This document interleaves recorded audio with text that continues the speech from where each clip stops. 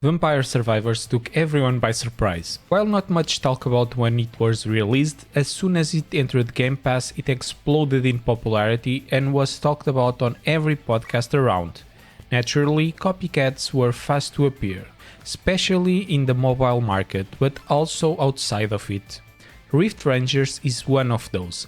But if I can praise the effort for not to make a direct copy, I also criticize it for having eliminated everything that made the genre fun in the first place. Since you are here, why don't you leave a like, a comment, or even better, a sub for more indie content just like this one. It helps a lot. Thank you. Rift Rangers is a pixel art roguelite auto-battler that emulates in many ways what Vampire Survivors tries to do. There is a rift in space-time that allows monsters from the Master Brain to come to Earth, and our job is to hold them during successive waves over 20 minutes until our Mega Mecha gets enough energy to come and take care of everyone. In addition to the pixel art graphic style that I already mentioned, everything is inspired by series like Super Sentai, Kamen Rider or even Power Rangers, whether in design of our Rangers or in the inspirations of the Mega Mecha.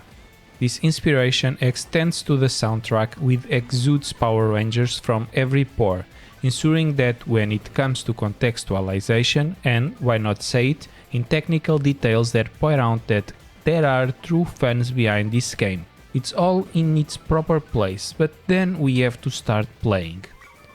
To be honest, there is only one major difference between the concept of Rift Rangers and Vampire Survivors, but that difference is notorious and becomes big enough to open a chasm between what was my Game of the Year 2022 and an average game.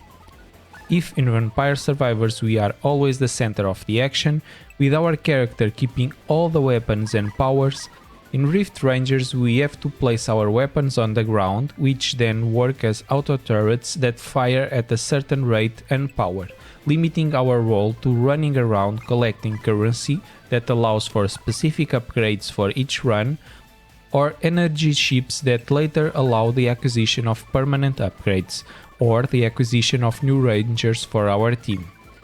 Considering this change, there is a lot of tower defense in the game here, but for an action tower defense we are extremely passive, therefore with a practically expendable role for the game, which is a shame.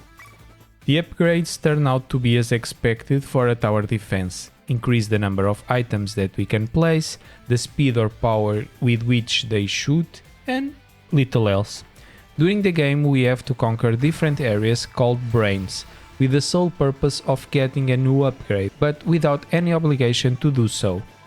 During the game our Mega Mecha keeps charging and, from time to time, it sends us the possibility of, momentarily, our Ranger being able to totally or partially assume the powers of the turrets he has, and then we realize the potential for fun that the game has inside it.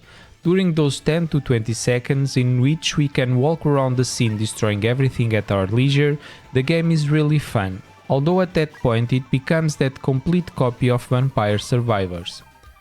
The game is in early access and at this point there are only 2 levels, the only difference being the difficulty in which we can finish them, since each one of them has 13 different levels. The very end of each run is extremely anticlimactic, as we expect decisive action from our Mega Mecha, but in practice only its foot appears on the screen, which it only seems to crush us, leaving all the other monsters untouched. In a nutshell, it's hard not to recommend a game that costs €5 and has as much content as Rift Rangers has. In practice there is nothing wrong with it, but it is completely undermined by the infinitely superior Vampire Survivors, which even costs the same, and it is not different enough from this one to be a sort of replacement therapy, nor exciting enough for a player to jump into and extract immediate fun. Well, there are the fans of Japanese series like those already mentioned. Maybe those will feel at home. See you next time, guys! Bye!